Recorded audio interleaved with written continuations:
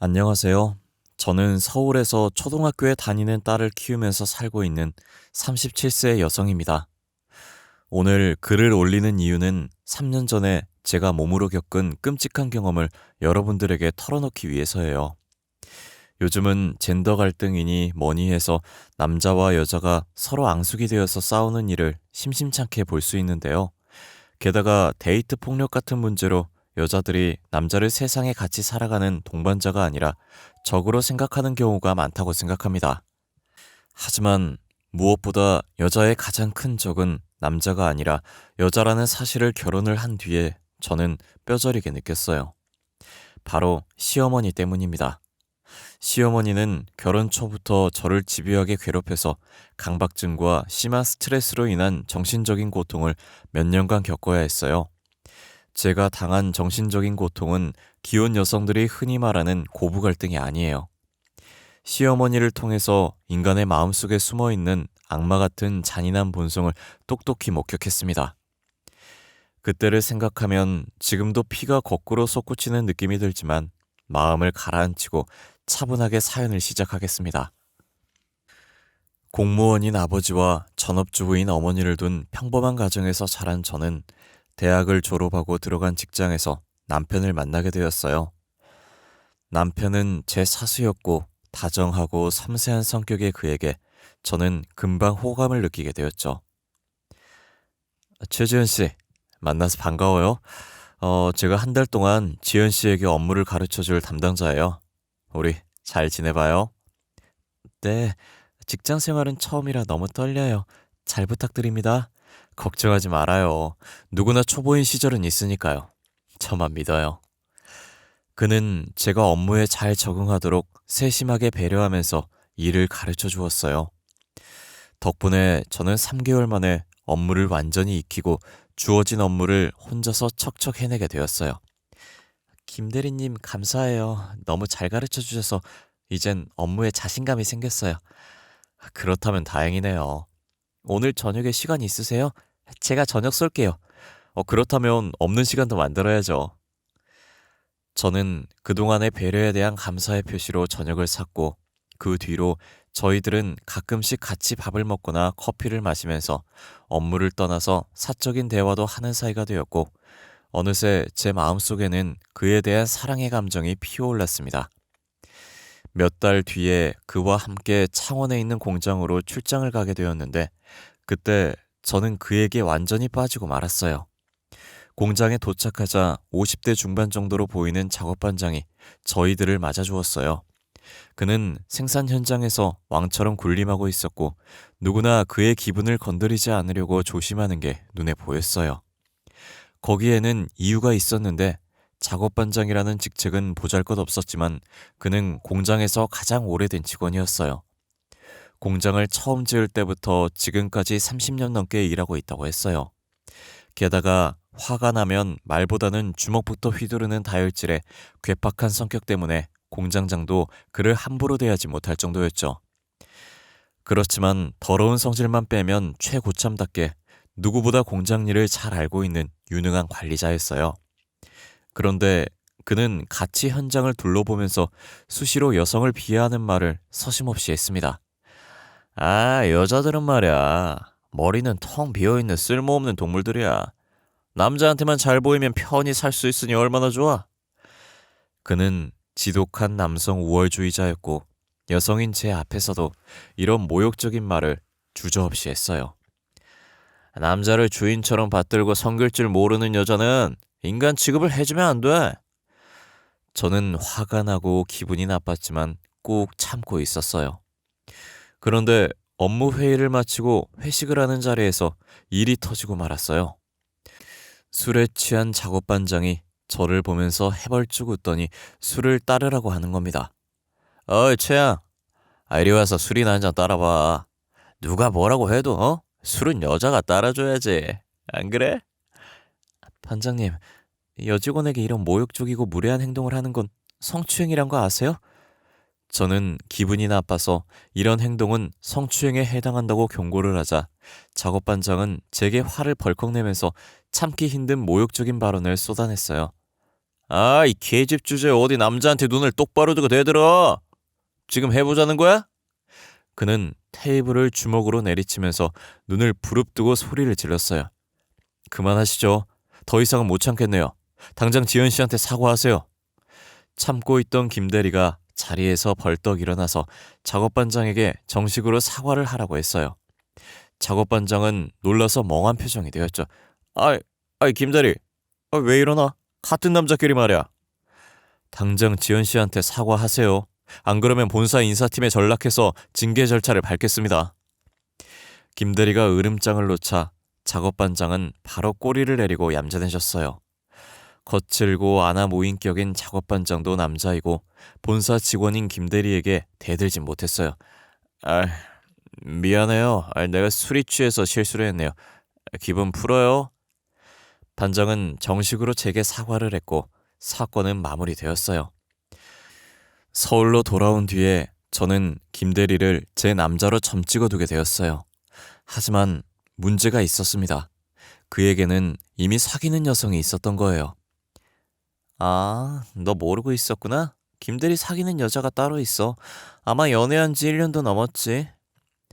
직장 선배 언니의 말에 저는 씁쓸한 마음이 들었어요.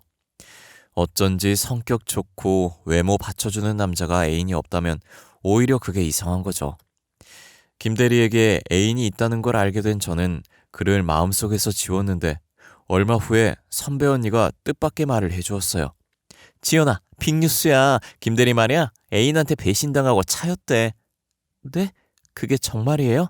그래, 그것도 그냥 차인 게 아니래. 돈을 2천만 원이나 빌려가더니 바로 며칠 전에 다른 남자랑 기습적으로 결혼을 했다는 거야. 정말 웃기는 여자야. 그 언니가 들려주는 사건의 전말은 정말이지 기가 막혔습니다. 사귄 지 1년이 넘었고 그녀를 배우자로 확신하고 있던 김대리가 결혼에 대한 말을 꺼내자 그녀는 난감한 표정으로 돈을 빌려달라고 했답니다. 지금 우리 집 형편이 아주 안 좋아. 아버지가 친구한테 사기를 당했거든. 그녀는 아버지가 친구에게 2억을 사기당하는 바람에 살던 집도 처분하고 전세로 옮겨야 하는 형편이라고 했다네요. 그런데 전세금이 모자란다고 하소연하더랍니다. 김대리는 흔쾌히 2천만 원을 빌려주었는데 그녀는 얼마 전부터 연락을 끊어버렸다는 거예요. 알고 보니 그녀에게는 양다리 걸치던 남자가 있었고 쥐도 새도 모르게 그 남자와 결혼을 해버렸다는 거예요.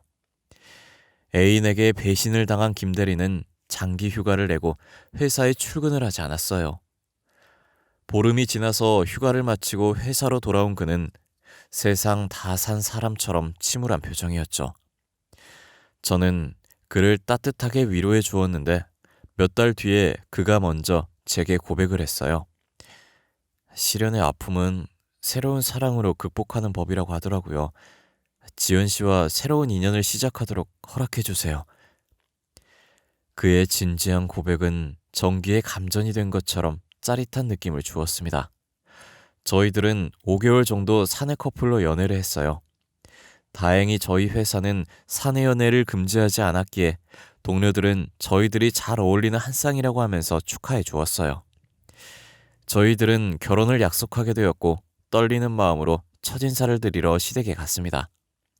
시어머니는 첫인상부터가 만만한 여성이 아니란 느낌이 들었어요. 날카로운 눈매하며 근엄한 표정이 예비 며느리인 저를 주눅들게 만들었죠. 내가 너한테 바라는 건 딱 한 가지야. 하루빨리 아들을 낳아라. 명심해라. 딸 같은 건 필요 없어. 어머님 뜻은 알겠지만 그건 제가 마음대로 할 수 있는 건 아니잖아요. 시어머니는 바로 미간을 찌푸리셨어요. 시애미가 말을 하면 고분고분 따를 것이지 어디 토를 달고 나서. 긴 말 필요 없고 무조건 아들 낳아. 이건 시애미가 며느리한테 하는 명령이니까 잘 새겨 들어. 시어머니는 결혼 전 첫 대면부터 빠른 시일 내에 꼭 아들을 낳아야 한다고 못을 박았습니다. 여보, 어머님은 왜 아들만 고집하시는 거야? 그게 특별한 이유가 있어. 내가 3대 독자거든. 남편은 시어머니가 손이 귀한 집안에 시집을 와서 그녀 자신도 아들을 바라고 원하는 시댁 식구들에게 달달 볶이면서 강박증을 가지게 되었다는 말을 했어요. 저는 그제서야 시어머니의 유별난 집착을 이해하게 되었어요.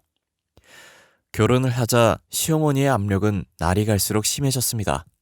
저는 결혼 후에도 계속 직장을 다녔는데 시어머니는 그런 사정을 조금도 봐주지 않았어요. 아니, 집안 꼴이 이게 뭐니? 돼지우리가 따로 없네. 세상에, 아무리 일을 한다고 하지만 여자가 어쩌면 집안을 이 꼴로 해놓고 싸돌아다니냐? 분가를 해서 시어머니와는 따로 살았지만 거의 매일같이 제 집을 찾아와서 살림을 제대로 하지 않는다고 잔소리를 늘어놓으셨어요. 어머니, 저도 일을 하잖아요. 최선을 다해서 한 거라고요. 뭐야? 이따위로 살림을 할 거면 당장 직장 때려치우고 집에 들어앉아서 애나 만들어. 시어머니는 도끼 눈을 뜨고 잡아먹을 듯이 노려보면서 저를 볶아댔어요. 애는 언제 가질 거냐? 내가 분명히 빨리 애부터 만들라고 했을 텐데. 넌 시애미 말이 우습게 들리니? 어머니, 저도 노력하는데 그게 쉽지가 않네요. 요즘은 혼수로 애를 뱃속에 넣어오기도 한다던데. 아휴, 1년이 넘도록 소식이 없으니 옛날 같았으면 당장 소박을 맞을 일이야. 남들은 참 쉽게도 애를 가지던데 저는 그게 쉽게 되지 않았어요. 친정엄마도 마음이 쓰이는 건 매한가지였어요. 아들이 들어선다는 한약을 지우기도 했고 저를 데리고 용하다는 무당을 찾아가서 수백만 원을 주고 부적을 쓰기도 했어요. 하지만 그런 노력에도 불구하고 2년이 넘도록 소식이 없었어요. 그러니 시어머니와 마주칠 때마다 저는 바늘방석에 앉은 것 같은 느낌이 들었습니다. 병원에도 가서 불임 검사를 몇 번이나 받았지만 남편과 저 모두 정상이란 말을 들었어요. 모두 정신적인 문제인 것 같아요.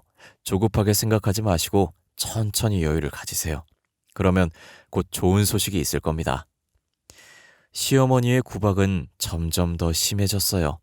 말끝마다 애도 못 낳는 것이란 말을 달고 사는 시어머니가 야속하기만 했습니다. 어느 날 시어머니가 친구들과 모임을 시댁에서 가졌는데 제가 식사 준비를 거들려고 갔다가 그들의 대화를 우연히 듣고 정말 참담한 기분이 들었어요. 네 며느리는 아직도 소식이 없어? 그래, 이젠 걔 얼굴만 봐도 화가 나서 미칠 지경이야. 아유, 세상에. 하필이면 손이 귀한 집안에 시집와서 3년이 넘게 애가 없으니 너도 답답하겠다. 마음 같아서는 당장 이혼시키고 다른 혼처를 알아보고 싶은데 아유, 준호 녀석이 말을 안 들으니 미치겠어. 시어머니는 애를 못 낳는 저와 남편 사이를 갈라놓을 생각까지 하고 있었어요. 시어머니에게 며느리는 사람이 아닌 애 낳아주는 도구에 불과했던 거예요. 참담한 심정이었지만 모두 제 잘못이니 돌아서서 억울한 마음에 눈물만 흘렸어요. 그런데 몇 달 후에 기적 같은 일이 벌어졌습니다. 왠지 피곤하고 몸이 무거워서 혹시나 하는 마음에 병원에 가봤더니 임신 3주라는 말을 들었습니다. 저는 하늘로 날아 올라갈 것처럼 기뻤어요. 하늘에서 돈벼락을 맞아도 이보다 기쁠 수는 없었어요. 소식을 들은 남편도 좋아서 어쩔 줄을 몰라 했죠. 저 때문에 노심초사하던 친정엄마도 제 손을 잡고 눈물을 글썽거렸어요. 아휴, 이제 됐다. 하늘이 우릴 도운 거야. 그런데 시어머니는 그렇게 바랬던 임신 소식을 듣고도 좋아하기는커녕 단호하게 말하셨어요. 꼭 아들을 낳아야 된다. 이제 홀몸이 아니니 당장 회사도 때려치우거라. 그리고 애를 낳을 때까지 내 집에 들어와서 살아. 시어머니는 아들이 아니면 안 된다는 말을 하면서 시댁으로 들어오라고 하셨어요. 말로는 임신한 며느리를 곁에 두고 보살펴 주겠다고 했지만 시어머니와의 동거는 불편한 일이어서 저는 다른 핑계를 댔지만 시어머니는 고집을 꺾지 않으셨어요. 엄마가 당신을 생각해서 들어와 살라고 하시는데 그렇게 하자. 남편까지 시어머니를 두둔하고 나서자 저는 도리 없이 시댁으로 들어가게 되었네요. 매일 시어머니와 얼굴을 맞대고 지내다 보니 저는 매일 스트레스를 받게 되었습니다. 시간이 지나면서 배가 불러오고 움직이는 것도 힘들어졌지만 시어머니는 집안일을 전부 제게 맡기고 조금도 도와주지 않으셨어요.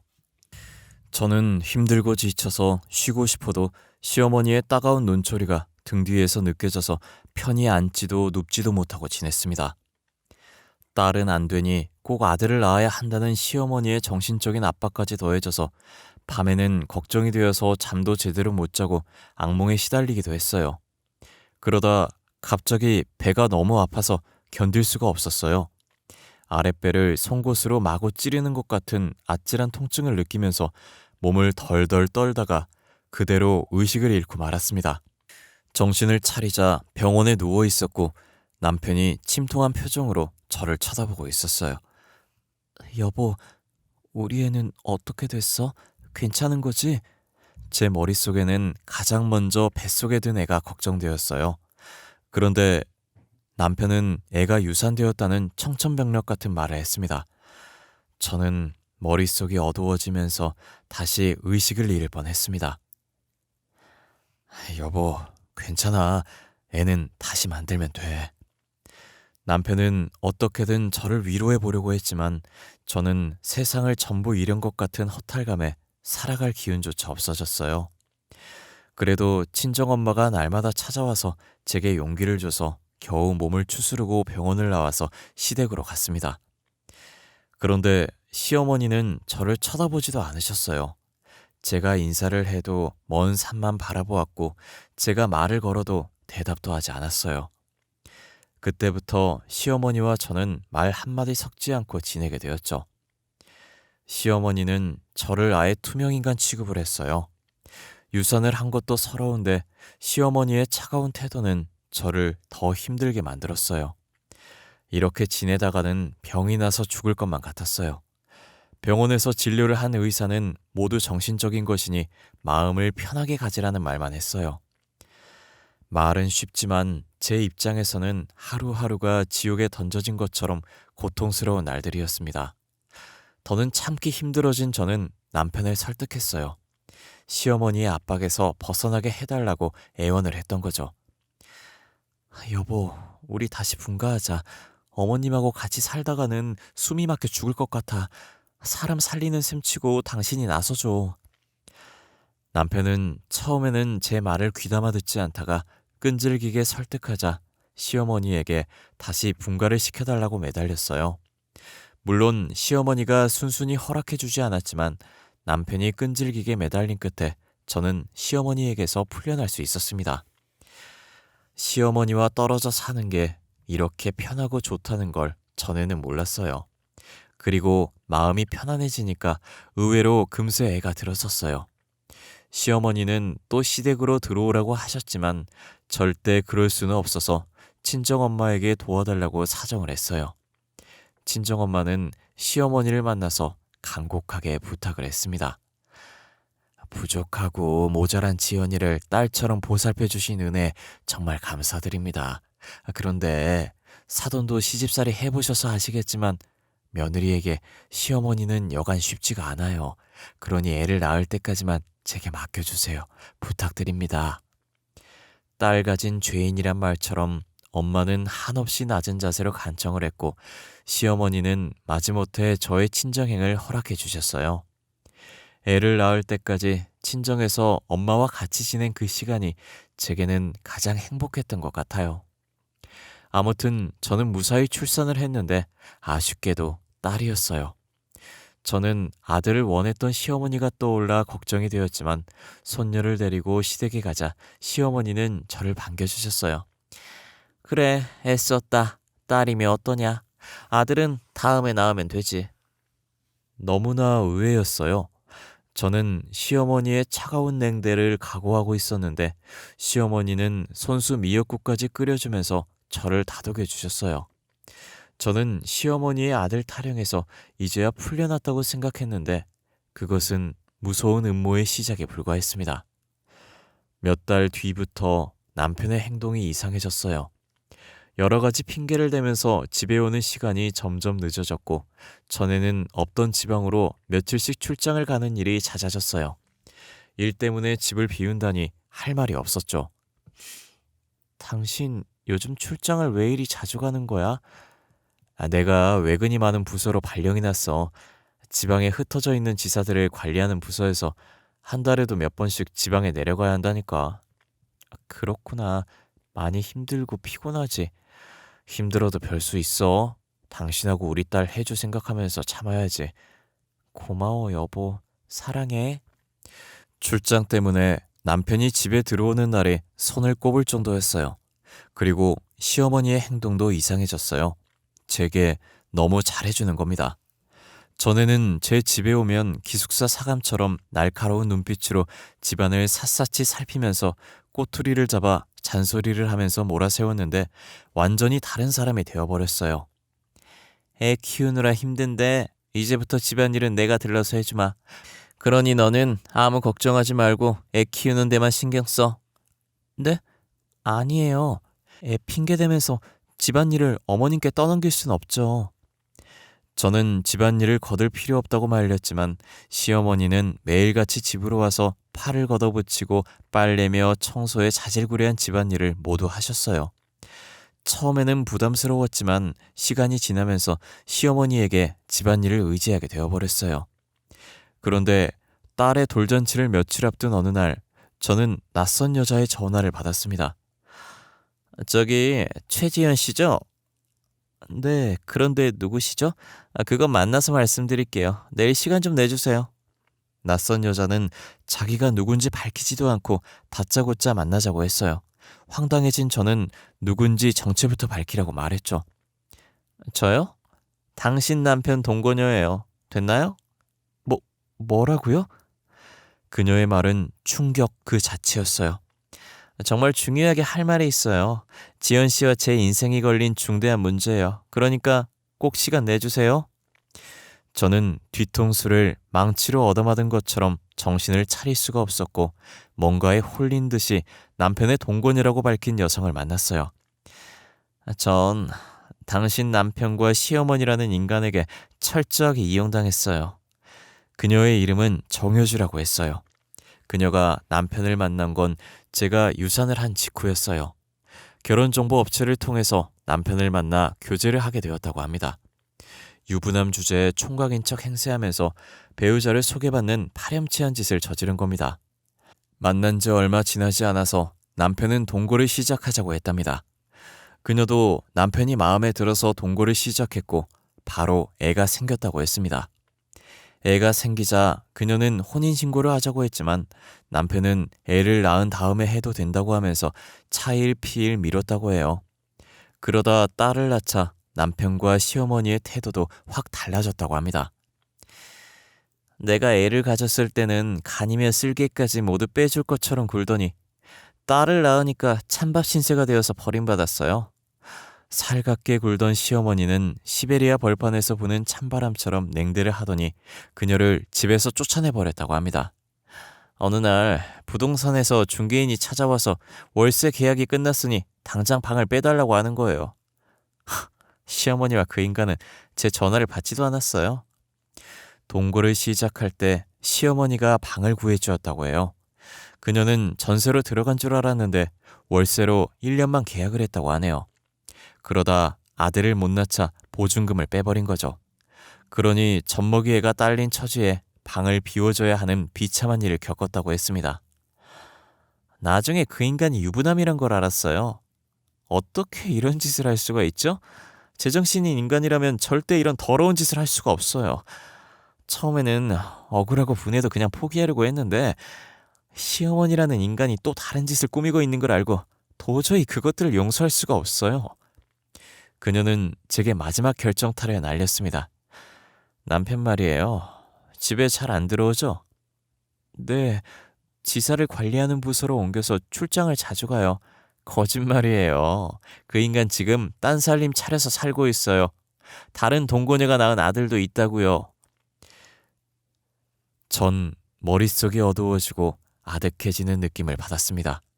시어머니가 잘해줬던 건 저를 안심시키고 남편이 다른 동거녀와 마음 놓고 딴살림을 하도록 만들어주기 위해서였죠.